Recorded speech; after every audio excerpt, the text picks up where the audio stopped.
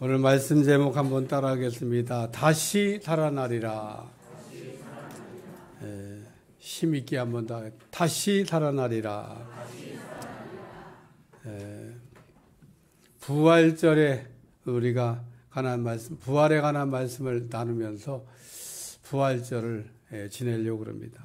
요한복음 11장 23절, 예수께서 이르시되 내 오라비가 다시 살아나리라. 예수님께서 죽은 나사로가 다시 살아난다고 하는 말씀입니다. 예수님께서 나사로 있는 곳으로 오셨더니 나사로는 이미 죽어 장사 지낸 지 나흘이나 되었다고 그랬습니다. 예수님께서 나사로가 죽어가고 있다는 소식을 듣고 너무 늦게 오신 겁니다. 나사로의 누이들은 예수님께서 빨리 와주시기를 이렇게 기대했는데 예수님은 와달라고 하는 소식을 듣고도 이틀이나 더 머무시다가 이렇게 나사로가 있는 곳을 향해 출발하셨는데 나사로가 있는 곳에 와보니까 나사로는 이미 죽어도 장사 지낸 지 나흘이 됐다라고 하는 말씀입니다. 요한복음 11장 17절 예수께서 와서 보시니 나사로가 무덤에 있은 지 이미 나흘이라. 우리가 물에 빠진 사람을 건져낼 때는 4분 이내에 인공호흡을 이렇게 시키지 못하면은 그 사람의 뇌가 썩어간다. 그렇게 얘기합니다. 사람의 뇌가 이미 썩기 시작했다고 하는 거는 이런 사람은 살려내도 정상적인 회복이 어렵다. 이런 뜻입니다. 그런데 나사로는 죽은 지 나흘이나 지금 이미 지났습니다.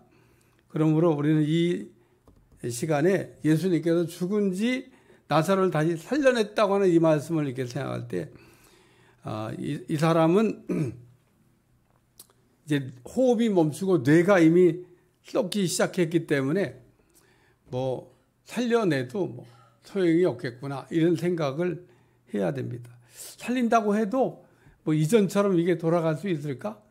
이런 상태가 된 겁니다. 한마디로 나사로는 다시 살아난다고 해도 정상적인 사람이 될 수가 없습니다. 왜냐하면 나사로는 이미 죽어 장사 지낸 지 나흘이나 지냈기 때문에 그렇습니다. 따라서 우리는 이 죽은 나사로가 죽었다가 다시 살아난 이 말씀을 생각하면서 사람이 죽었다가 나흘 만에 살아나도 정상이 될 수 있구나. 또 죽은 사람이 다시 살아날 수도 있구나. 이런 생각을 하시면은 안 된다는 거예요. 요한복음 11장 19절 많은 유대인이 마르다와 마리아에게 그 오라비의 일로 위문하러 왔다. 나사로가 죽었을 때 많은 유대인들이 마르다와 마리아를 위문하려고 왔다. 그런 얘기입니다. 우리가 어려운 일을 이렇게 치러보시면 알지만은 이거는 어디나 별반 다르지 않습니다. 어려운 일 만난 사람들을 부지런히 찾아다니는 사람들은 손님이 많이 와요. 그러니까 여러분 어려운 일이 이렇게 생겼다 그러면 부지런히 여러분 찾아다니면서 위로하는 사람 되시기 바랍니다. 나는 하나도 남 어려운 일 나가면 안 찾아다니고 나 어려울 땐 왜 안 오냐고 섭섭한 표정을 지으시면 안 돼요. 어려운 일 만나면 손님이 많이 와야 됩니다. 이 마르다와 마리아는 착한 일도 많이 하고 이웃들과 관계도 잘했기 때문에 이렇게 어려운 일이 생겼을 때 손님이 많이 왔다 그런 얘기입니다. 예수님도 예루살렘에 이렇게 올라가시면은 가실 곳은 많죠. 오라고 하는 데도 많은데 이 나사로의 집에 가서 자주 이렇게 머무시고 쉬셨다는 겁니다. 마르다 마리아가 예수님을 편하게 모셨던 것 같아요. 그럼 예수님만 그러면 그 집이 편했냐? 다른 사람들도 아마 그 집에 가면 편했을 겁니다. 그래서 이 나사로는 신앙적으로 아주 모범적인 가정이고 나사로의 가정은 예수님께 사랑을 받는 가정인데 우리가 하나님께 사랑을 받게 되면 사람에게도 사랑을 받는다. 이런 말이 있는데 이 말은 진짜입니다. 우리가 하나님 앞에 사랑을 받으면 사람에게도 사랑을 받습니다. 사람에게 사랑은 받는데 하나님께 사랑을 못 받는다든지 또는 사람에게 미움을 받는데 하나님께는 사랑받는다. 이런 경우도 있을 수는 있겠지만 우리가 거의 정확한 건 뭐냐면 하나님께 우리가 사랑을 받아야 사람에게도 사랑을 받을 수가 있다. 믿으시길 바랍니다. 나사로는 죽은 지 나흘이 되어서 예수님께서 이제 베다니 그 마을로 들어오셨다 이런 소식이 들린 겁니다. 그랬더니 마르다가 즉시 나가가지고 예수님을 이렇게 맞이했는데 그 마리아는 안 나갔어요. 그냥 집에 이렇게 앉아 있었습니다. 마리아가 이제 예수님 늦게 와가지고 나사로가 죽어가지고 시험 들었다 그런 얘기입니다. 예수님 빨리 오라고 그랬는데 빨리 오지도 않고 말이에요. 우리가 그동안 예수님께 그 섭섭하게 한 일도 없는데 뭐 무슨 연고로 뭐 이렇게 늦게 와가지고 장세 다 치르고 난 다음에 오시냐 그런 얘기죠. 근데 마르다는 그 마리아는 이렇게 예수님이 어느 날 오셨을 때 이 마르다가 막 음식을 준비하기 이렇게 분주했던 적이 있습니다. 그러니까 이 동생 마리아는 딱 예수님 발치한 데가 말씀을 듣고 있었는데 마르다가 생각하니까 동생이 철딱서니 없이 말이에요. 예수님 오셨는데 음식장만 하고 바쁜데 나와서 도와주지 않고 예수님 발치 앉아 있으니까 예수님께 요청을 했어요. 예수님 그 동생 좀 내보내가지고 나를 좀 도와주게 하세요. 그랬더니 예수님 그때 하신 말씀이 있습니다. 마리아는 좋은 쪽을 택하였으니 빼앗기지 아니하리라. 근데 예수님이 지금 나사로가 죽어가지고 베다니에 오셨다 이런 소식이 들릴 때 그 마르다는 즉시 날려가서 맞이했는데 마리아는 안 나갔잖아요. 지난번에는 마리아가 잘했는데 이번에는 마르다가 잘한 겁니다. 마르다가 좋은 쪽을 선택한 거예요. 오늘 우리는 항상 이렇게 살아가면서 그 우리가 선택해야 될 때 좋은 쪽 선택하는 여러분들이 되시기 바랍니다. 그 베다니에 들어오신 예수님을 맞이하러 나간 마리아가 예수님 보자마자 했던 말이 뭐냐면 주께서 여기 계셨더라면 약간 원망 섞인 말이에요. 예수님 여기 계셨으면 나사로가 안 죽을 텐데 아니면 예수님 빨리 오셨으면 나사로가 안 죽을 텐데 나사로가 죽어가지고 장사 치르고 지금 나흘이나 지났다고 이야기하는 겁니다. 예수님께서 이때 그 마르다에게 주신 말씀이에요. 내 오라비가 다시 살아나리라. 근데 마르다는 예수님께 이게 무슨 뜻으로 하셨는지 알아듣지를 못했습니다. 오늘은 이 예수님께서 마르다에게 주셨던 내 오라비가 다시 살아나리라 이 말씀을 가지고 은혜를 나누려고 그래요. 첫 번째 말씀은 따라서 예수님은 부활이요.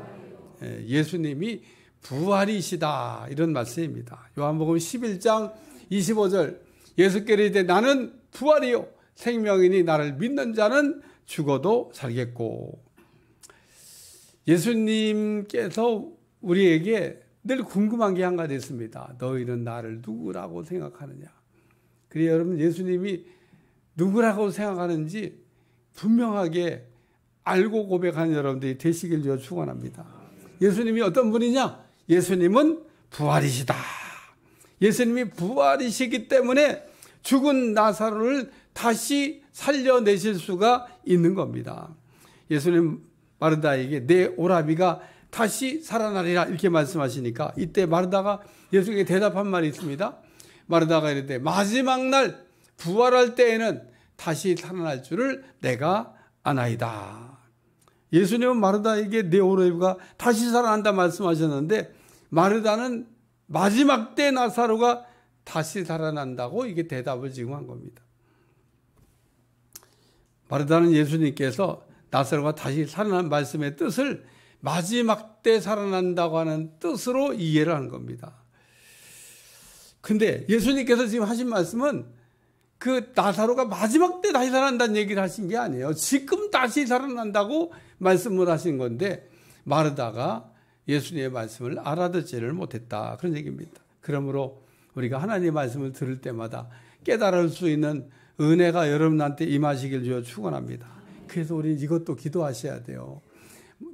하나님 내가 말씀을 들을 때마다 깨닫게 하여 주시옵소서. 우리가 하나님의 말씀을 이렇게 들을 때 얼마만큼 우리가 알아들을 수 있나? 내 그릇만큼 알아들을 수 있고요. 내 믿음의 수준만큼 알아들을 수 있습니다. 여러분이 그냥 두 눈을 크게 띄고 지금 이 시간에 설교를 듣느라고 귀를 쫑긋 세우고 이게 듣는데 여러분의 영적 수준이 갓난아기면 갓난아기 수준에서 알아듣는 거고, 또 어린아이면 어린아이 수준에서 알아듣는 거고, 자녀면 자녀 수준에 알아듣는, 청년이면 청년 수준에 알아듣는 거고, 성숙한 그리스도인이면 성숙한 그리스도인에서 알아듣는 거예요. 여러분 빨리 신앙의 수준을 바꿔가시기를 주여 축원합니다. 마르다는 나사로가 마지막 때 살아날 줄 믿는다고 이게 말하는 거로 봐서 마르다는 마지막 때 일으킴을 받는 부활신앙, 또 마르다는 마지막 날 부활에 대한 소망, 부활에 대한 기대감, 이거를 가지고 있습니다. 예수님께서 말씀하신 것은 마지막 때의 부활이 아니고 지금 살아날이라고 말씀한 거다, 그런 얘기입니다.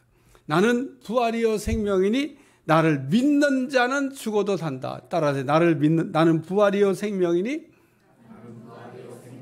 나를 믿는 자는 죽어도 산다.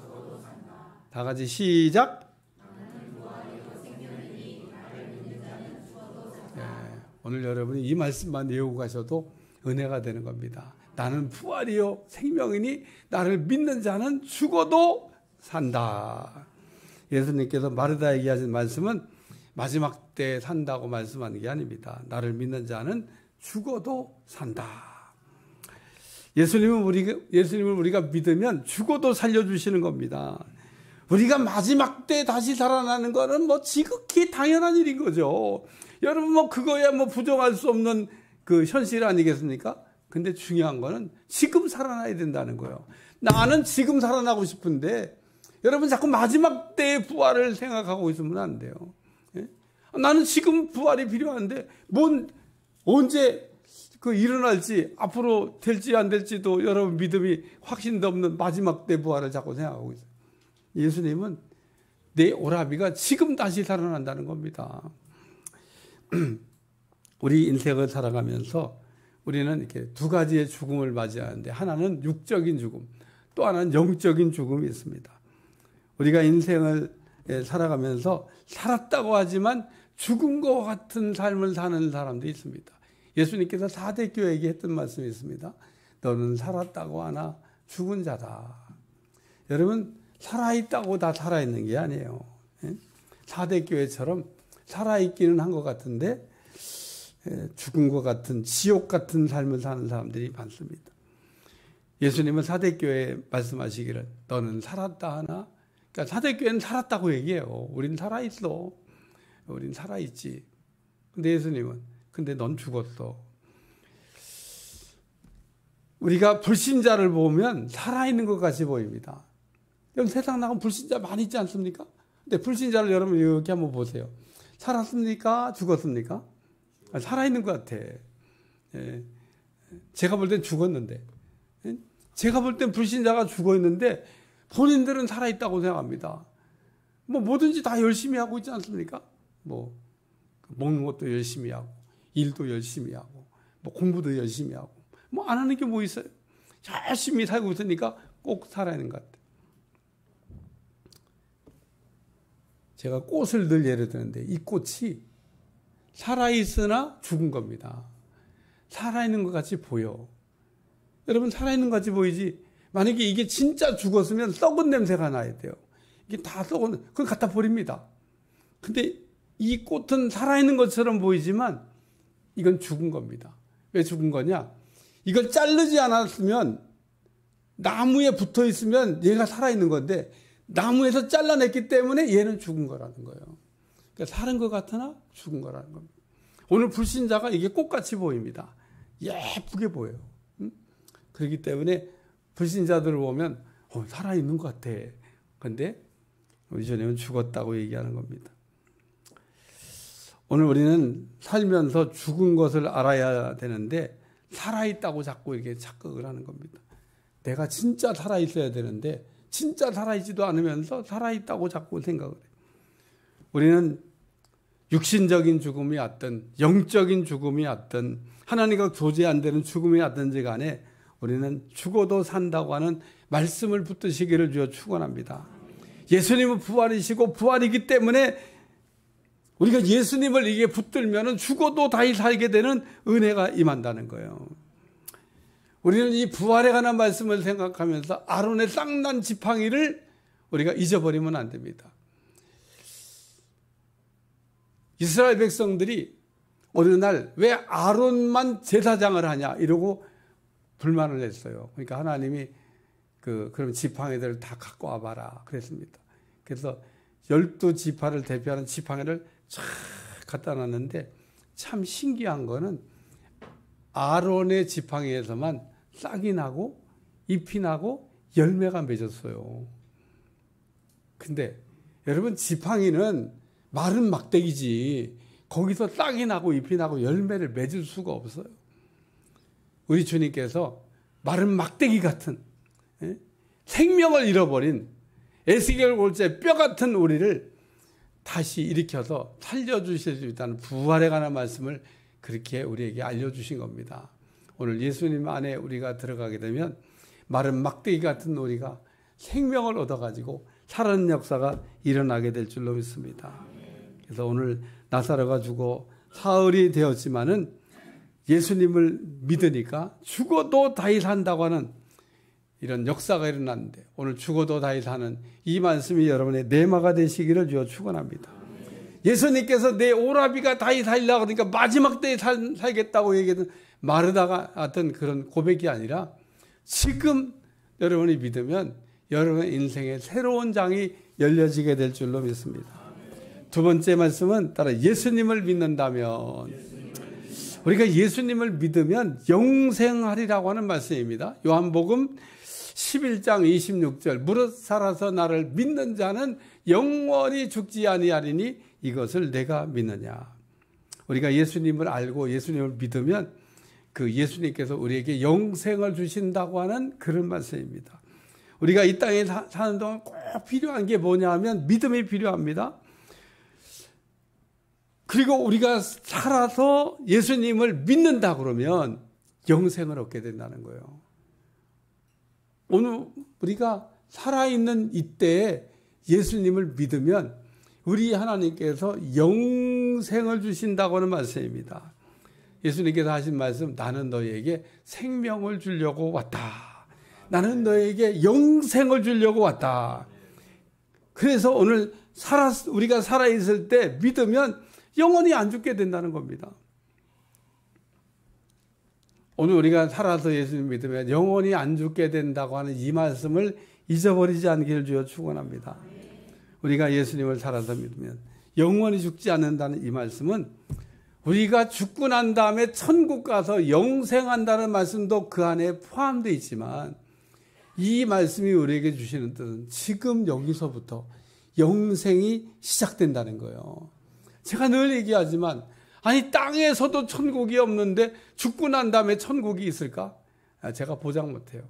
여러분 천국은 여기서부터 시작되는 거지 무슨 죽고 난 다음에 천국을 우리가 바라고 저 천국을 바라보며 우리가 그 죽고 난 다음에 천국만 우리가 소망하는 게 아닙니다. 천국은 이미 여기서 시작돼야 되고 여기서 이미 예수님과 함께 있는 그게 천국임을 우리가 깨달으면서 사셔야 된다는 거예요.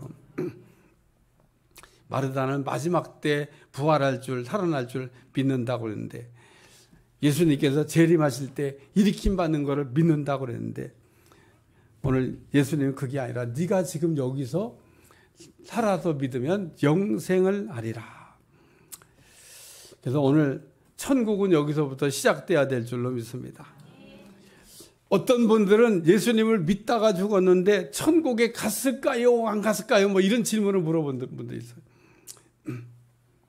이것도 아주 심각하게 물어봅니다.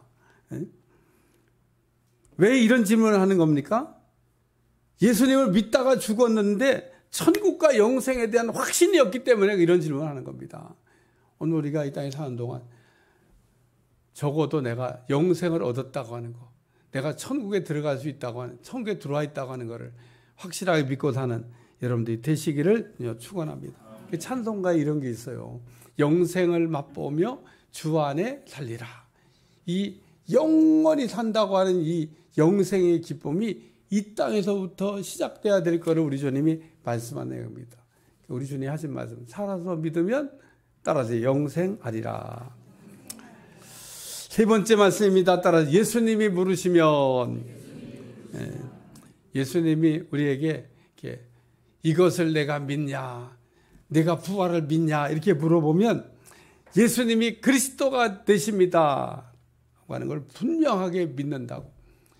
예수님이 내게 그 영생을 주실 분이라고 하는, 예수님이 내게 부활을 주실 것이라고 하는 것을 분명히 믿는다고 고백하는 여러분들이 되시기를 주여 축원합니다. 요한복음 11장 26절 무릇 알아서 믿는 자는 영원히 죽지 아니니 따라서 이것을 내가 믿느냐. 예수님 마르다에게 마지막 날 부활이 아니라 지금 믿으면 내가 우리가 살아날 걸 믿느냐고 묻고 있는 말씀입니다. 이때 마르다가 예수님께 대답합니다. 요한복음 11장 1절 이르되 주여 그러하이다. 주는 그리스도시요 세상에 오시는 하나님의 아들이신 줄 내가 믿나이다. 마르다는 예수님하고 이렇게 대화하는 도중에 예수님이 어떤 분인지를 분명하게 알게 됐다는 겁니다. 오늘도 여러분이 예수님이 부활이라고 하는 것을 잊어버리지 않고 가시기를 축원합니다. 요한복음 4장에 보면 수가성 여인이 나옵니다. 수가라는 동네에 살던 여자다 그런 얘기입니다. 예수님이 그 갈릴리로 갈 때 사마리아 지방을 관통하셔서 수가라고 하는 동네 야곱의 우물가에 앉아 계셨는데 수가성 여인이 정오에 물들어 나왔어요. 예수님하고 만났습니다. 예수님이 그 수가성 여인에게 물 좀 달라고 그래요. 그러니까 이 수가성 여인이 유대인 남자가 사마리아인 여자에게 왜 물을 달라고 그러냐. 왜냐하면 이 유대인들이 사마리아 사람들의 인격을 무시하고 사마리아 사람들을 사람같이 이렇게 인정해 주지 않았기 때문에 그거에 대한 아마 반감으로 사마리아 여인이 그랬던 것 같아요. 당신들도 우리를 무시하면서 무시하는 우리한테 무슨 물을 달라고 그러냐. 예수님이 그 수가성 여인에게 그때 했던 말씀이 있습니다. 요한복음 4장 10절 예수께서 대답해 이르시되 내가 만일 하나님의 선물과 또 내게 물 좀 달라 네가 누구인지 알았더라면 내가 그에게 구하였을 것이요 그가 생수를 내게 주었으리라. 사마리아 여자가 이렇게 반문해요. 내가 보니까 물기를 그릇도 없으면서 어디서 생수를 구해서 주겠다는 겁니까? 아니 물기를 그릇이 없다고 나보고 지금 물 달라고 그러면서 물기를 그릇도 없으면서 무슨 생수를 준다고 이야기하냐고 얘기해요. 그러니까 수가성 여인에게 예수님이 또 이렇게 얘기하십니다. 요한복음 4장 13절 14절 예수께서 대답하여 이르시되 이 물을 마시는 자마다 다시 목마르리라.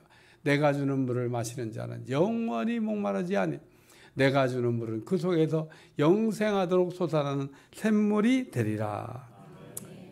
우리가 세상에 나가서 우리의 인생의 갈증을 해결해 보려고 이것도 하고 저것도 하고 부지런히 하시는데 갈증이 해결이 잘 안 되죠. 제가 일부 예배 때도 그런 얘기했는데 돈을 얼마나 가지면 우리가 행복할까? 돈을 얼마나 가지면 만족할까? 네? 그러면 재벌들은 다 행복해야 돼요. 재벌은 우리하고 비하면 돈을 이렇게 천문학적으로 많이 가지고 있는데 그분들은 다 행복하겠지? 예, 행복할 수도 있고 안 할 수도 있습니다. 그러니까 그거는 아무리 여러분이 이렇게 많이 가져도 그 갈증이 해결이 안 된다 그런 얘기입니다. 오늘 우리의 인생의 갈증을 해결해 주는 거는 이게 마시기만 하면 갈증이 사라지는데 예수님께서 우리에게 주신 성령의 생수, 여러분 성령을 받으셔야 그 인생의 갈증이 해결될 줄로 믿습니다. 이 수가성 여인이 처음 예수님을 만날 땐 예수님이 누군지 몰랐다가 이 수가성 여인도 예수님 만나서 이렇게 막 대화를 하다가 예수님이 그리스도가 되신다고 하는 내 인생의 목마름을 해결해 주실 분이라고 하는 것을 알게 됐다는 겁니다. 그래서 정오에 물들어 나왔던 여자가 물동이를 버려두고 동네에 들어가서 외칩니다. 내가 그리스도를 만났다. 여러분이 만나는 모든 사람들에게 내가 메시아를 만났다 이렇게 말을 못하는 것은 메시아를 아직 못 만났기 때문에 그런 얘기를 자신 있게 못하는 겁니다. 여러분 진짜 이 수가성 여인처럼 메시아를 만나면 물동이를 버려두고 여러분이 가는 곳마다 내가 그리스도를 만났다. 내가 구원자를 만났다. 예수님 통해서 내 인생의 목마름이 해결됐다. 이렇게 고백하는 여러분들이 될 줄로 믿습니다. 그래서 오늘 우리는 예수님을 만나시기도 해야 되고 예수님이 어떤 분인지도 알아야 되고 오늘 본문은 우리에게 뭘 얘기해요? 나는 부활이요 생명이니 나를 믿는 자는 죽어도 살겠고 무릇 살아서 나를 믿는 자는 영원히 안 죽는다. 내가 이것을 믿느냐? 이러고 물어보시잖아요. 예수님의 부활되심을 믿어야 될 줄로 믿습니다. 그래서 오늘 예수님은 나사로만 살리는 게 아니라 우리도 그 예수님의 부활을 믿으면 우리도 살려주실 수 있다고 하는 것을 믿으시기를 축원합니다. 근데 이 부활이라고 하는 이 그 헬라어 단어는 에게이로라는 뜻인데 이 에게이로라는 말은 자동사가 아니라 수동사입니다. 영어 공부하면은 매일 배우는 게 자동사, 수동사. 자동사는 무슨 말이냐면 자동으로 된다는 거고 수동사는 수동으로 된다는 거예요. 근데 이 에게로라는 이 부활이라는 단어가 자동사가 아니라는 거예요. 그러니까 일으킴을 받는다고 하는 뜻인데 이게 자동으로 일어난다는 뜻이 아니라 누가 일으켜줘야 된다는 뜻인 겁니다. 그래서 부활은 그냥 예수님 스스로 일어나신 게 아니라 하나님이 일으켜주셨다는 거예요.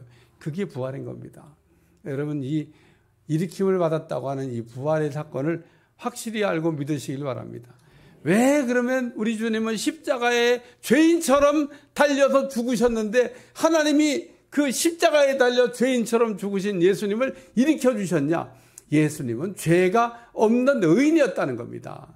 그 십자가에 그 처형을 하던 백부장도 예수님은 진실로 의인이다. 그걸 고백하잖아요. 예수님 죄가 없기 때문에 하나님이 일으켜 주시는 겁니다. 오늘 우리도 그 죄 없는 예수님을 믿음으로 그 예수님을 심입어 우리가 의인이라고 인정을 받게 되면 우리도 다 똑같이 일으킴을 받게 될 줄로 믿습니다. 예수님의 부활이 내 부활이 되는 거예요.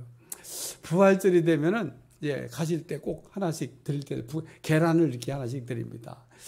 그럼 이제 부활이 뭐냐 이렇게 설명을 하면은 그 여러분이 조금 전에 설명한 이 부활에 대한 그 일으킴을 받는 거다 이걸 모르면 이제 뭐라고 얘기하냐면 저기 계란에서 병아리가 이렇게 나오는 거 그게 부활입니다. 그리고 설명을 하는 거예요.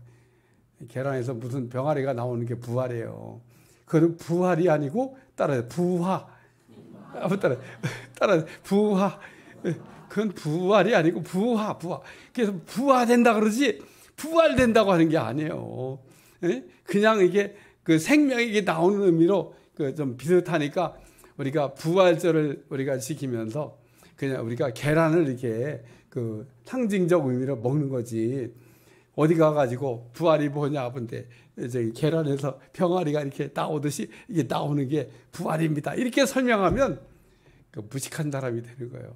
제가 조금 전에 설명한 대로 부활은 이게 헬라어로 이게 수동사인데 일으킴을 받는 거다. 뭐 요렇게 이게 말을 풀어가야 된다 그런 얘기입니다. 그래서 오늘 그 죄인된 우리가 예수님의 의를 심입으면 하나님께서 우리를 그 이렇게 일으켜 주셔서 살려 주시는 그래서 영생을 얻게 하시는 이게 부활이다. 이렇게 설명을 해야지 무슨 계란에서 병아리가 나오는 게 부활입니다. 이렇게 말하면 안 된다는 거예요. 예수님 말씀하시기를 나는 부활이요 생명이다. 예수님 우리를 일으켜 주실 것을 믿으면 예수님께서 우리를 일으켜 주심으로 우리가 다 일어나는 역사가 일어나게 될 줄로 믿습니다.